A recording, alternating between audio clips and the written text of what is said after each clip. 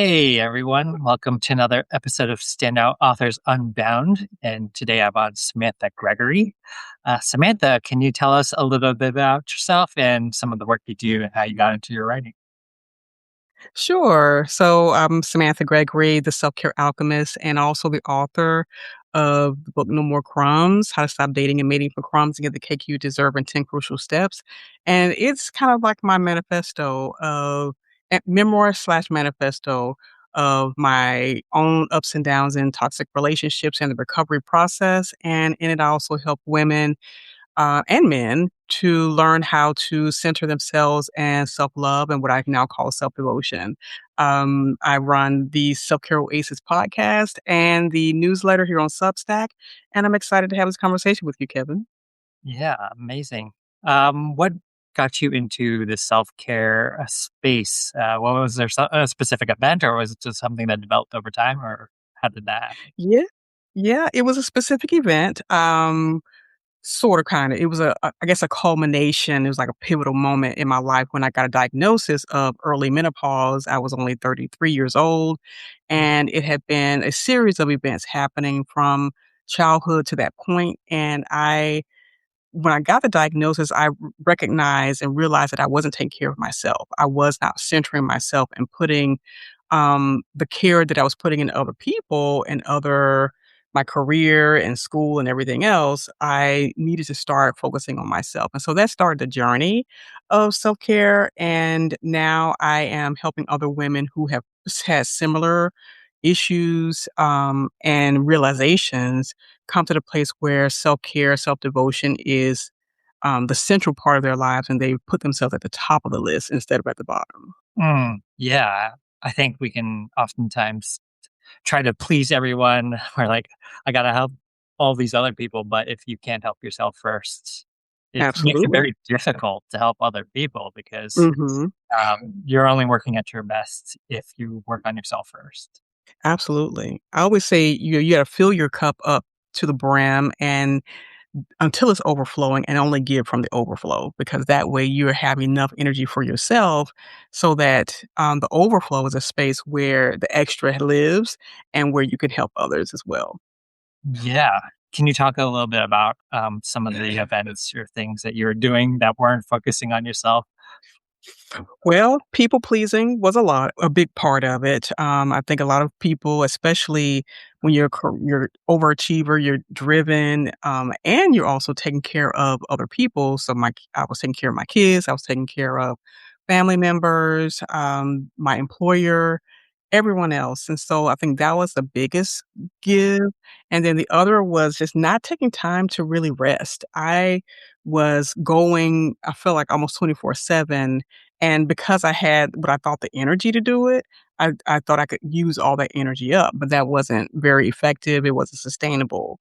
My capacity was decreasing every single year, much less every day, but, so that along with just never really understanding that I don't have to always say yes to every opportunity, every, request. So my no button was broken. And so I had to really learn how to, say no more and recognize that I wasn't gonna miss out on anything. I think FOMO was also a big part of it. Mm. Like, I'm gonna miss out on this opportunity or that, you know, experience, but it wasn't really true because the thing that was really meant for me would come back around eventually. Mm. Yeah, I think anything that we really need to or want to do has a tendency to call back to us many times. Yeah. Like we can say no to things, and if they're right for us, they will show up. I just believe that's the way the universe works. I don't know why that is or how that Right. is. I don't know that anyone can explain it, but there's a tendency for, especially if you have ideas that you put to the back burner, they'll Mhm. constantly nag at you until you take intentional action on it. Yeah, and I also think that if it's oftentimes the things that we think we want or need or the idea we have is not fully baked, and we have to have a few more experiences in order for it to be Mm, fully baked and for us to understand, "Okay, this is where this slot goes," because at first it's like this big cauldron of ideas with no real place for it to land. And you're not necessarily ready either. So it can simmer on the back burner for a while until now is time. This is the right moment. This is the right conditions for this to really now be ready for you to either take advantage of, launch, or whatever it is that the idea or thing is like, okay, now it's ready. Now it's fully baked and now you can go forward with it. Yeah. Do you have a system or way of knowing what things you want to say yes to? Because you said you started saying no to a lot of things. Is there Oh, a yeah, way? yeah. Do you intuit it, or is there a different way that you look at it? Yes, I intuit it a lot. I have now learned how to reconnect with my body, reconnect with my internal knowing and discernment system, and now that I'm able to do that, if it doesn't light me up, if it's not a heck yeah, let me go ahead and do this because this makes me feel really good. But I've also discovered too, I don't know if you've heard or much about human design, but I know for me, my human design is an emotional manifesting generator. And so I have to wait for my emotional wave to kind of level out before I'm in a good position to say yes or no to that thing. And all the times I look like I got to sleep on it or if it's like a kind of mediocre small decision, but if it's a big decision, I literally have to wait until I'm no longer fully excited about it or kind of dreading it. I have to let my emotions settle before I'm sure that this is a thing for me. Yeah, I think that's one of the beauties of human design is that we're all built differently. Yes. So just because that's the way that it worked for you doesn't mean that everyone should listen to that and say, Right. "Oh, yes, I should also do this." And Right. it's not realizing through trial and error or answering a Mhm. bunch of questions about yourself, what are the things that work for me versus works for Mm. you because Yeah. Yeah. everyone Yeah. works completely differently.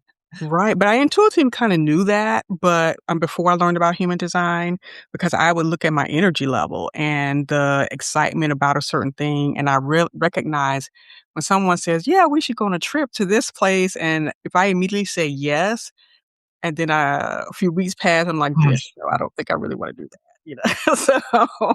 So that was really my internal system telling me to wait before I give an answer, and then allow that emotional the excitement of the trip or the excitement of that thing to settle first before I can come back and say, I don't really feel that's the right thing for me at this time," or, "You know what? I still do wanna go. What's the deposit information? How do I pay for it? Blah, blah, blah. Let's move forward." Yeah.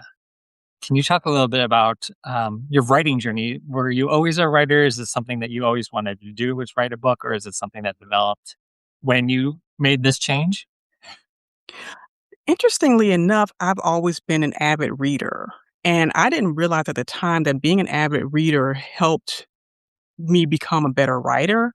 Ironically, in high school, my English teacher was like, "Yeah, you're just a mediocre C student, and you're really not gonna get you very far." And that was really discouraging. So I never really thought that I could be a writer in that way, but I just knew that I wanted to be an editor, like a magazine editor or book editor at some point because, again, I love reading. But then when I went back to school, I was a single mom, went back to school, and I took an English class, and I was just like, "Wow, literature," and I was like, "I could literally have a degree in this." So, I went down that path, and I got a degree in English with an emphasis on professional writing.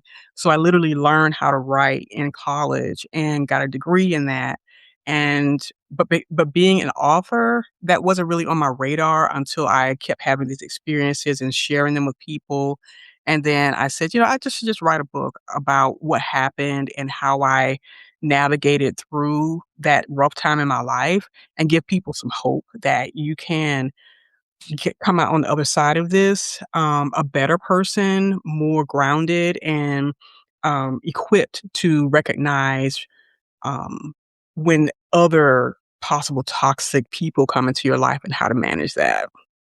Mm, yeah, I think it's so important to realize those types of things because if you don't realize that someone is having a negative effect on you, and you Mhm. continue to keep them in your life, you're like, I have this weight on me, but I don't know why that is. Right. So always be, I think, self-awareness is probably the biggest thing about happiness and Mhm. living the best life that you can, because if you're not aware of all the stuff around you, you can continue to let things affect you negatively. Absolutely. But I think you have to think you have to slow down enough to be able to think about what's happening critically. And yes, you need to feel it as well. But like you said, sometimes we know there's a weight on us, but we don't know why is there or how long we're going to allow it to stay there. But if we're distracted by social media, by our jobs, by, other things happening, we don't really take time to just kind of quiet life, quiet our minds so that we can really think through, is this working for me? Is this serving me? Am I happy? And asking those questions so that you can make a decision about whether you want this toxic person to stay in your life or if you want to release them. I call it releasing them. Um, and reclaim yourself because oftentimes in toxic relationships we lose ourselves. So this is how we can reclaim ourselves and become more aware, more self-aware so that we can set ourselves up for a better experience the next time. Mm. There's a thing that I do every day. It's kind of like a journal, but it's more question prompts Mhm, that help me discover my life just by asking myself the same questions. They are, what is something that you did today to move yourself forward? mhm, What is something that surprised you today? Uh, mhm, what is a question that you have that came up because of all the stuff that you did today? And what is one thing that you can celebrate? So mhm, by looking at all these aspects of my life every day, I mhm. can both discover how I am approaching every day, but I also can look back in time and remember things a lot more easily, Right, right? right. Yeah, I love that. That's so important. I think just the introspection on a daily basis is so important, and having that journal prompt experience just makes it a richer exploration of who you are, and it does help you to understand and know who you are much better. Because I think even that part, knowing yourself, is where a lot of people have. mm, it's not on the top of their list to really know me so I can accept me and then truly love me so that when I love myself the way that I want someone else to love me, you now know what's the blueprint. You now know what it looks like and what it should feel like, and you're able to when that something different happens, it's like, yeah, no, that's not the love I'm looking for. You can go on about your plans and your life, but I'm gonna wait until see the love that I recognize because I've given it to myself. Yeah. And it's really important for seeing patterns and themes Mhm. develop. When you tend to write things down, you can Right. dissect them a lot better. It's not all up here because Mhm, mhm. the trouble most of us have is everything is up here. There's no way for us to really organize that if it just stays up here. But Right. if you either talk it out loud or write it down or any of these Mhm. things where you're actually physically or you know doing things instead of just thinking, you Right. have a better perspective of yourself and all the things that affect you. Right? Mhm. And you asked the question, did was I always a writer? I think in that way I am, because journaling has always been a really big part of who I am because I've always felt like this cluttered, cloudy mind that's swirling around with all these thoughts and not being able to really solve the problem that I was experiencing. If I wrote it down and got it out of my head and onto paper, and now I use my tablet, with my pen, it just makes it so much better, not just for me to be able to express myself and to release that tension and the valve of pressure that I'm feeling in my brain, but also to be able to express myself better and to write better and to just be able to communicate in a more maybe dynamic way with other people and be able to empathize with other people as well because I think journaling is a way to empathize with yourself Mm. because you are literally pouring it out on paper and you're allowing yourself to release that tension, that pressure, um so you can kind of not just feel it through in your body, but okay, now I can see what's happening and you're not so caught up or blind to what's happening to you. You can be the observer now instead of the one that's really, kind of drowning in the experience. Oh, yeah. I think we've lost touch. I think there in the past, probably before the internet, there a lot of people kept journals, right? Oh, yeah. And Yeah. this was the way that people were able to really think about the world and themselves and their place in the Mhm. world. But now that we have the ability to instantly be distracted for infinite amounts of time for Right. the rest of our lives, right? As long Mhm. as the world stays the way that it does, we can just keep ourselves entertained and not worry about anything else happening. So I Yeah. think it's so important that people take the time to really document the world, especially now, the way Mhm. that the world has been developing in the last Absolutely. decade or so. It's really important for everybody to empathize with each other. Mhm. Absolutely. Um, can you talk about your process of writing the book itself? Sure. It's so interesting. When decided I was gonna write the book, I was trying to just sit down and write it all out or type it out, but I was kinda coming up against a block. And then, I decided, okay, I'm just going every morning when I wake up, I'm going to write 1,000 words. And so that's what I did. I wrote 1,000 words, and it was a stream of consciousness kind of writing because I wanted to just get it all out of my head first, kind of journal style. Um, but that method helped me so much because I was able to write the book in, I know it was maybe less than 6 weeks or so, because I just allowed it to flow from me versus try to force it. And then I can go back and edit it, I could organize it, and I can make it make sense. And then, of course, I got an editor, and then I had a proofreader. So that was a basic process. It was every morning waking up, writing 1,000 words, and then releasing it and do it again the next day until I felt I had enough materials. But I also interviewed quite a few people through kind of a survey that I put out of women who had gone through toxic relationships and how they got in it, what was it like being in it, and how did they escape from it or release that person. So that was really an interesting part of the book as well. So it was. Um, like I said, the first part was my story. The second part was a combination of here's some strategies and tips to no longer to get out of the toxic relationships and how to start to love yourself so that you can equip yourself and be steeled against, I guess, additional toxic relationships because you now either recorded it, you know what it looks like, and you're healing yourself so that you're not relying on someone else to heal you or fix you or rescue you. Mm.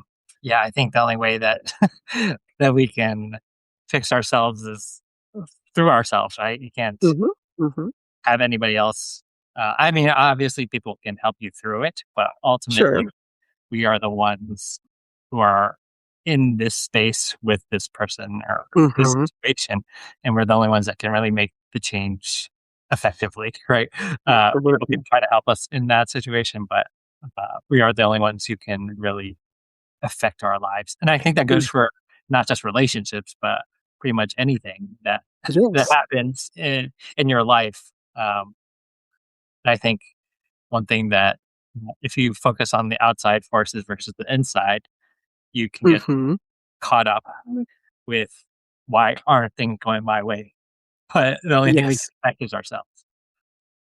Absolutely, and I think that the search for external validation and approval is the downfall of many because, like you said, we're individuals, we have different experiences, we have different ways of coping and dealing with life, but the more you search for external validation and approval, the less power you have. You're giving all that power away to someone else, whether it's in a relationship or whether it's an advisor. I'm not saying that it's not good to have counsel. Yes, absolutely, but not to rely on that. but learn to trust yourself and that you have answers already inside of you. If you would just trust yourself. But of course, in our society and school, we're taught not to trust ourselves. Um, and especially in religious circles or very strict conservative circles, it's a very much you must trust the leader of your whatever tribe you're in, whether it's religious, political, whatever, versus trusting yourself. So I firmly believe in you've got to learn how to trust yourself, but that starts with safety. That starts with I make good decisions, and those being incrementally better and better decisions because it doesn't happen all at once, Mhm. especially if that's not the space you've been in for your entire life. Oh, that's I think that's such an important point, not just for relationships or changes Mhm. in that aspect, but just in any part of our lives where we're Mhm. expecting the instant results. I just Right. wrote about this. It's like we have this social media telling us, "Oh, you should have a million followers or Right. whatever, however many likes on your videos or whatever the fame of this person or whatnot." But I think there's no instant way to achieve anything. It it, Absolutely. it takes a lot of work and effort even Mhm. when you have those, like, lucky strikes that people have, uh, there's a lot of bunch of work that went up to that point in order to Right. that luck happen. Yeah, absolutely.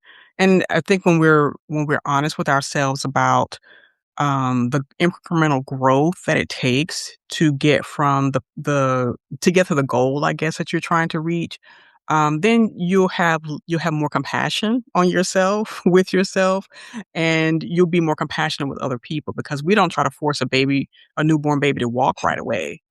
That would be ridiculous. So we have to release that pressure on ourselves to try to walk before we can crawl, before we can scoot along the, sofa and to even balance.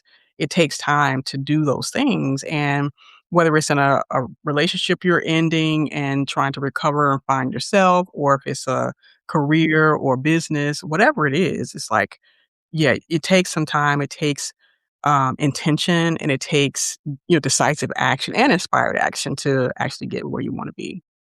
Yeah, and I also think it takes, experimentation and the Absolutely. willingness to fail because Yes. a lot of things that we don't do are because we're afraid of making a mistake or Mhm.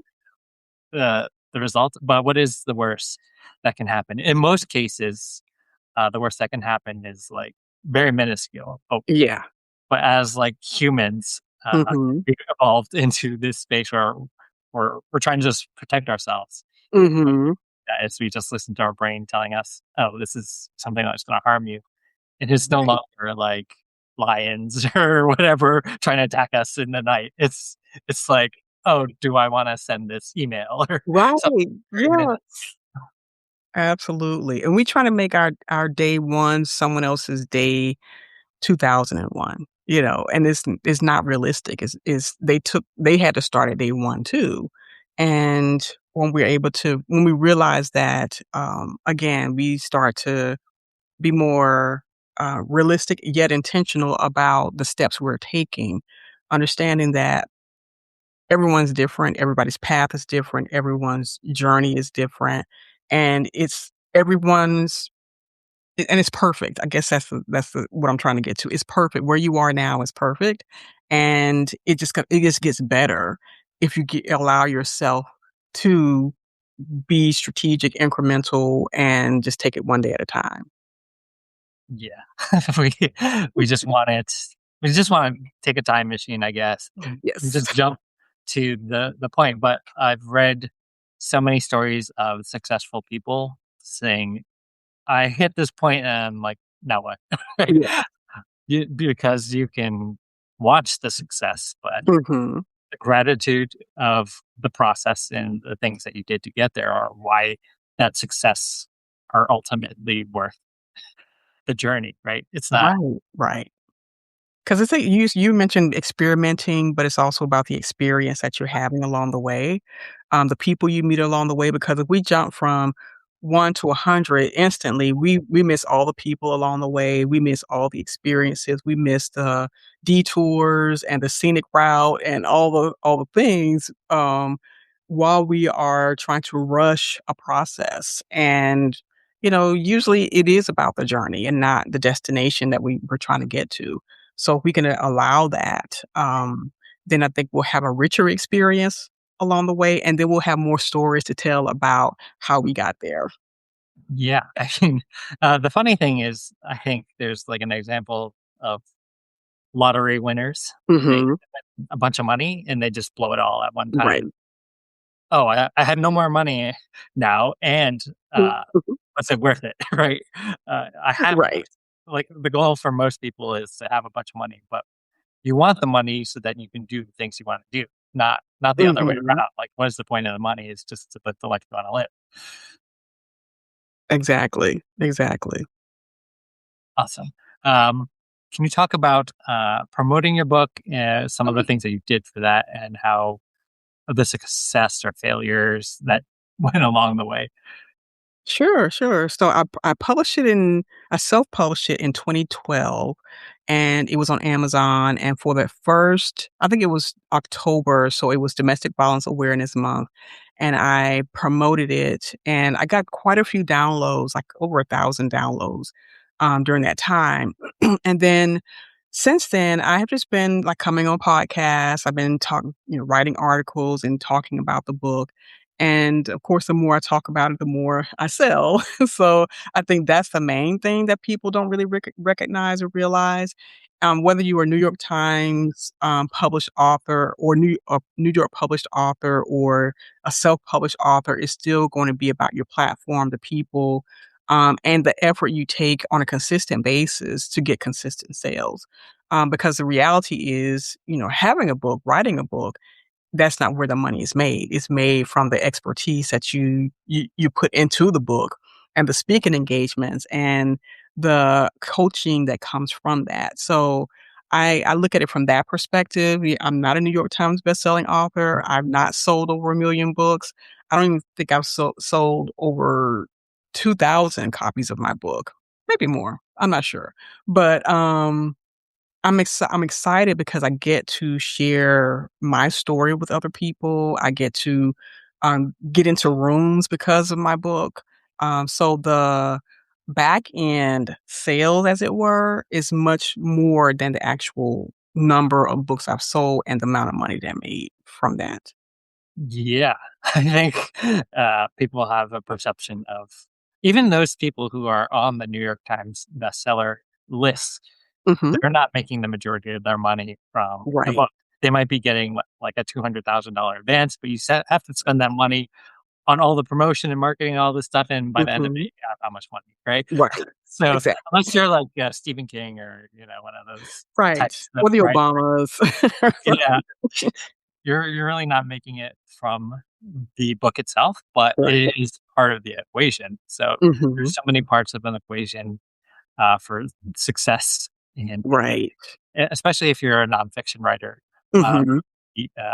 the success comes in the recognition, like you Yes. said, expertise, talking to people because I'm Mhm. opening up opportunities, and it's not something you do to make money. Right. You just hope that the book makes enough money that you got your money back, right? Yeah, yeah, yeah, I can say that for sure. So but it is like a business card, of sorts, because when you can say when you hand a person a business card, you hand them your book, they're gonna take the book because they get to know more about you, they get to know your story, they feel connected to you, in a way where just a quick 5-minute conversation on a business card can't really give you. So I really enjoyed that part of it. And then there's some bragging rights too, so I really like that too, so I get to put that on it's credentialing. It's kind of validation in a way as well. So I'm thankful that I wrote the book, and I've written a couple of other books as well. I've done several, collaborative projects too, Mm, so the book helped me even get to that oh, point great, as of well. course. Yeah. And I think speaking of collaboration, I think collaboration is so essential in Mhm. having a book, right? Yeah. It's not just you writing the book and like, okay, Mhm. this is done now. Let me just throw it out into the world and see what Right. happens. Right. Yeah, definitely. Coming on speaking on other people's platforms, and not just that part, but I think is what's the shift and impact that you're making in someone else's life because of the book? I think that's what I look at the most because, for a person who can't, like, afford my coaching services, they can read the book and they can get the information that I'm sharing. It won't be necessarily personalized or customized, but they can still take it and they can disseminate it into their own life experience. And they can share it with other people and they can, this year will look a lot different than last year, if they implement what they have Mhm. read from the book. Yeah. So if you're a nonfiction author and you're looking for the book as a tool, it's also Hmm. like a good way to have like a low price point so that it can help a vast amount of people versus just the people who can afford to pay you for the Right. personalized services, because that's often the element of more expensive things. Hmm. Why you can charge more for certain things is because you're working physically with like another person and you're taking their attention and the time and the research and all of that that goes Hmm. into that versus a message that can be shared with everyone through a book is a good avenue because anyone can take it and do it themselves. Absolutely. Yeah. So it's a great tool to add to a toolbox for someone else. Yeah, can you talk about some of the impact that this book has made and some of the things that people have said to you about the experience and reading the book? Um, I've had a lot of people say that it's really changed their perspective and it's helped them to see that they don't have to settle for bad relationships or what I call crummy relationships. They feel more empowered.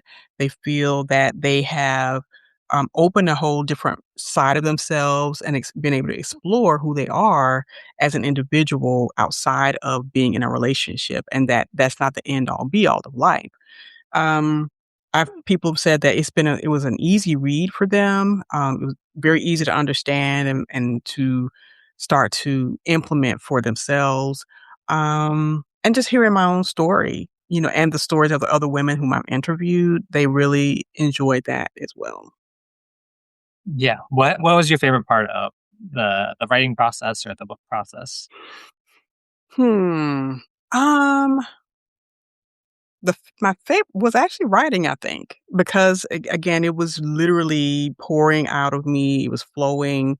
And I was just thinking about one woman who would read it and would say, wow, okay, I don't have to um, s- settle for this kind of behavior from this person. I am worthy of more, and I get to release this without bitterness and focus on myself. That it's okay to focus on myself.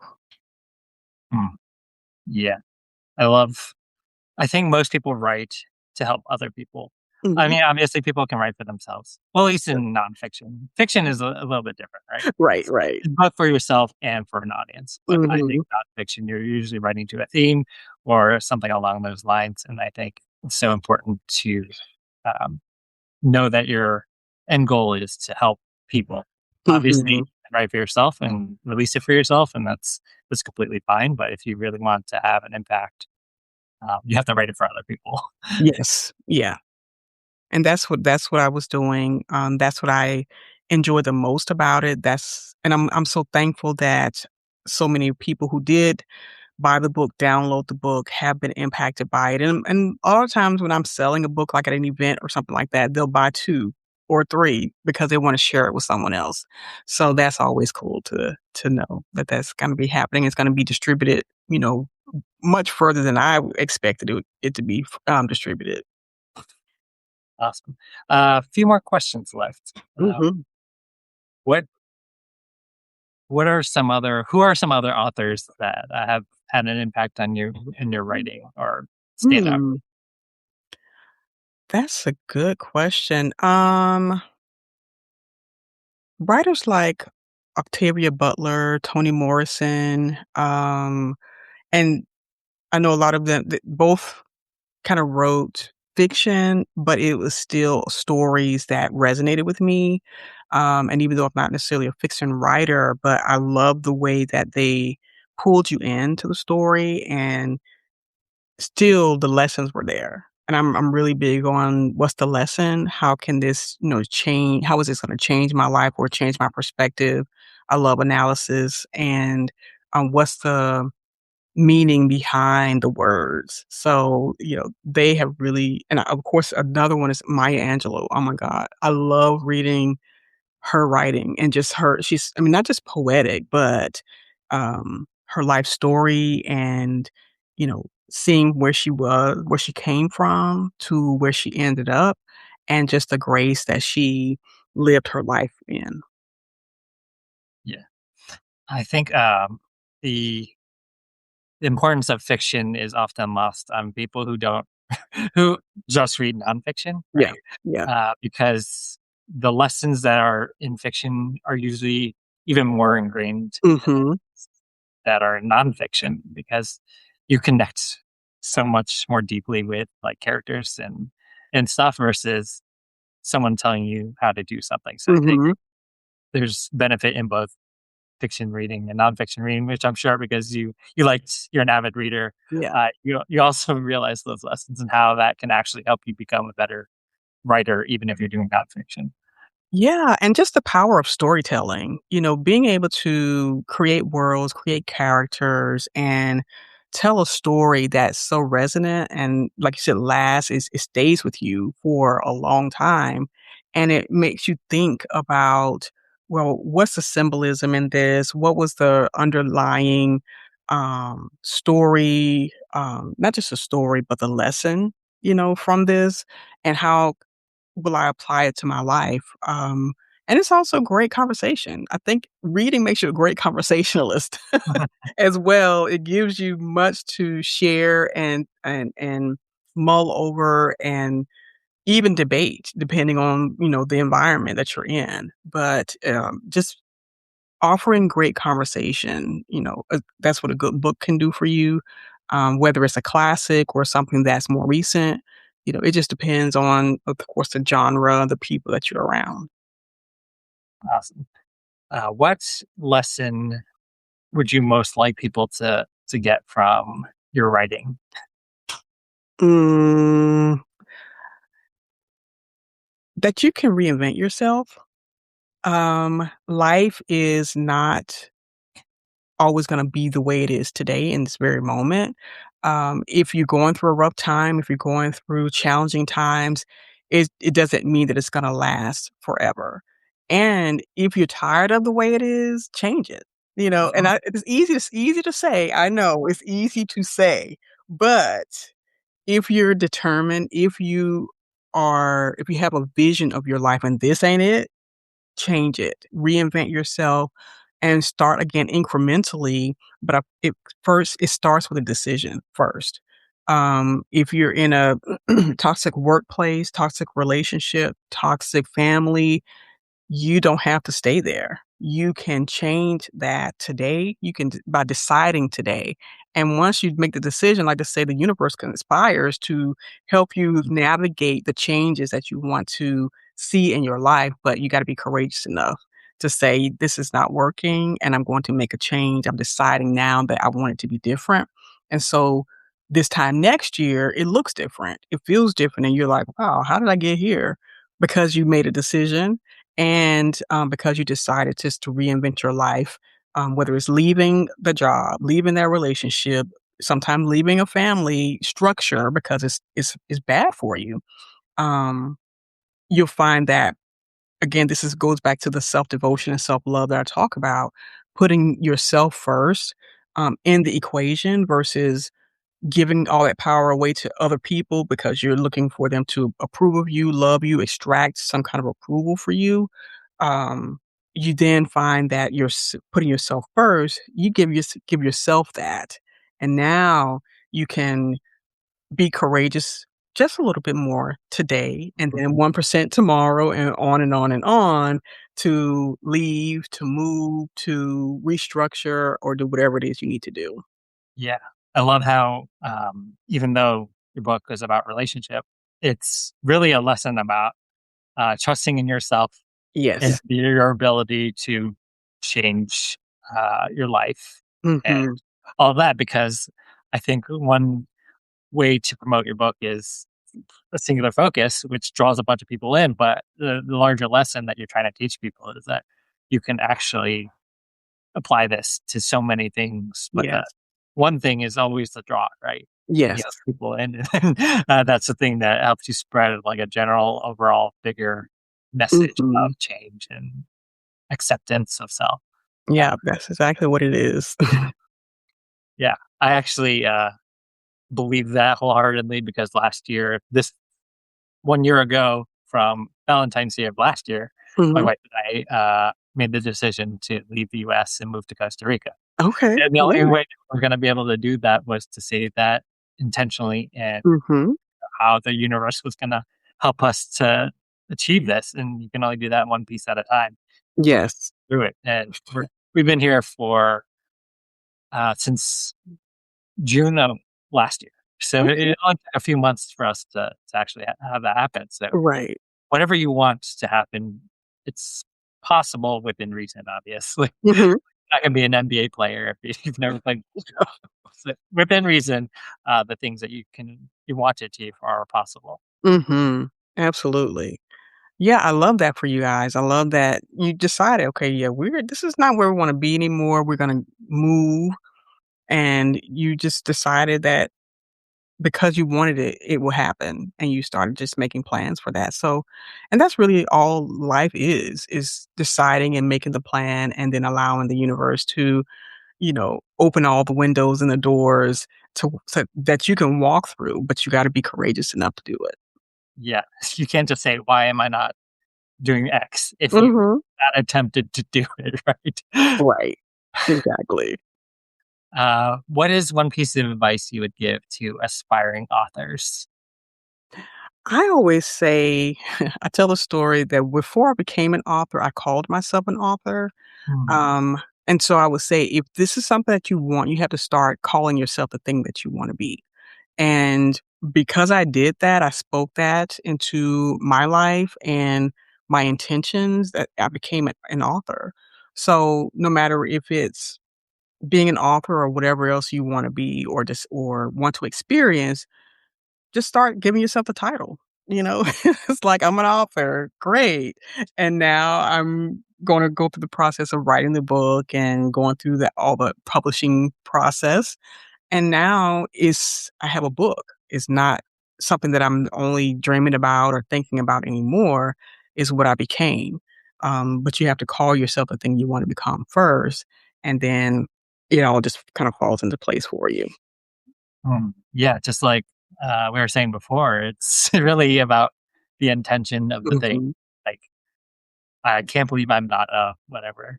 Right. You haven't tried or said that you will do this thing. Because if you Mhm. don't say that you're gonna do it, you're not gonna do it. Right, and I guess I know, for some people it's like, "Well, it's easier said than done." It is. It is easier said than done, but the thing about it is you have to say it, it's not if you set up barriers and resistance in and put all those things in your way to the thing you wanna become or the dream, then of course you're not gonna become it, because you don't even believe in yourself enough to, um, set the intention and again, like I mentioned earlier in this, conversation, trusting yourself. And it doesn't mean that you trust yourself in every area of your life, but if this is something that you're passionate about, you really want to do, then this is something you can dip your toe in and give it a try, experiment, like you mentioned before. Everything that I've done in my life is an experiment that went well. Something did not go well. A Mm, whole lot of things did not go well at all, but I didn't give up. I kept going forward. I learned the lessons and I gathered a lot of wisdom along the way. And I think if we look at it from that perspective, then instead of looking at life as a series of failures and successes, looking at it as a lessons and wisdom that you're learning along the way because you're just smarter because you went through the process. Yeah, and sometimes the things that you want don't get there the way that you plan them, or they come Mhm. in stages, or the Right. things that you ultimately want are waiting for you. They're just not in the way that you thought they would happen. Mhm. Can't predict how the world will unfold because, Right. like we said, it's only you're only in control of what you can control. Mhm. Absolutely. Oh, Tamisha says, appreciate that insight, wisdom, and learnings rather than failure. Mhm. Absolutely. You're Yeah. always learning, always growing, always expanding, always giving yourself I think if you give yourself that grace and become more self-compassionate, then those things that'll rise to the top versus the failures and what other people are saying about you. Um, so give it a try. I call myself my experience my life lab. Mm. I just keep Love it. experimenting, exploring, experiencing, and sharing the lessons that you've learned along the way. Yeah. Life tends to give you the things that you ask Mhm. it to give you. And that can also be negative, right? Yes. If you Yes. say, I am bad, I am whatever, and you Mhm. just say negative things, life will give you that. It'll just continue to give that to you. Absolutely. Yeah, it will. I mean, it and not just that from, words you say, but what you're feeling. A lot of people don't understand why the good things happen to bad people. Well, I'm sorry, why do bad things happen to good people? Sorry about that. Um, but a lot of times good people are having bad emotions, bad feelings. They're caught up in the negativity of life and negative things kinda happen. That's a hard pill to swallow, but that's really what's happening. Um, you can do good things, but if you're thinking bad things or you're thinking negative things, Mm, that's what's gonna manifest in your life. yeah. But the good news is that you can do the opposite effect, right? Yes. You can just change the way that you think, uh, and stuff will tend to follow that pattern. Mhm. The energies of the world are listening to whatever you're thinking or putting out, even if you don't say Exactly. Yeah. So, it's all energetics. it, even if you don't believe in it. Right, right. uh, do you have a challenge that you can present to people in order for them to stand out for themselves? Hmm.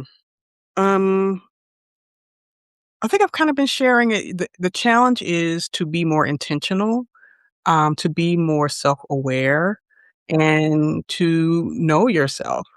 I when you kind of put those things together, you'll find that, the pathway of life opens up a bit more, and you start to experience more positive results, because you're seeing life differently, not the way society says you should or, your family members say you should, but you just start to fill in the gaps with more positive energy and positive things start to happen for you. So I just challenge you to be more intentional, be more self-aware and discerning so that you can get more of the good things out of life. Amazing. Well, Samantha, this has been a pleasure talking to you. Can you let people know where they can find you other than Sure. Stack? Yes, of course. Um, I am here on Substack. It's Self-Care Oasis. You can see it in my profile. My book is at nomorcrumbsdating.com. You can get it there. And I'm on LinkedIn, Samantha Gregory. Just look me up. I'm there. I love to connect with people. And I am starting office hours for self devotion. So, for people who have questions about how to navigate um, the challenges of implementing and integrating self care and self devotion in your life, I'm going to be there to answer questions. And that'll also be on my profile. I think it's more in one of my more recent posts. And it's on LinkedIn. So I would love for you to come. It's going to be on Thursday at noon. It's a private Zoom, and so I will have that information available for you. Amazing. Well, yeah, thanks again for chatting. It's been a pleasure. It's been a pleasure too. Thank you, Kevin, so much for having me on your show. Okay. Bye, everyone. Thanks. Bye-bye.